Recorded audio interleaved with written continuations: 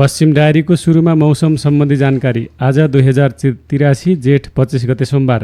अहिले नेपालगञ्जको मौसम सफा रहेको छ। आज नेपालगञ्जको न्यूनतम तापक्रम 29 डिग्री सेल्सियस र अधिकतम तापक्रम 40 डिग्री सेल्सियस रहने मौसम पूर्वानुमान महाशाखाले जनाएको छ।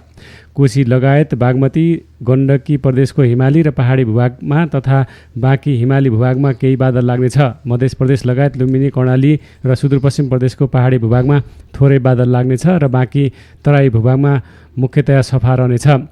कोशी प्रदेश लगायत बागमती र गण्डकी प्रदेशको हिमाली र पहाडी भूभागको थोरै स्थानहरूमा र बाँकी हिमाली तथा पहाडी भूभागका 1-2 स्थानमा मेघगर्जन चट्याङसहित मध्यम वर्षा हिमपातको सम्भावना रहेको मौसम पूर्वानुमान महाशाखाले जनाएको छ। मध्य प्रदेश लगायत बागमती, गण्डकी, लुम्बिनी र सुदूरपश्चिम प्रदेशका तराई भूभागका केही स्थानमा तातो दिन हुन सक्ने सम्भावना रहेको छ। मौसम जानकारी लिने बानीले रक्षा गर्छ सानो सावधानीले।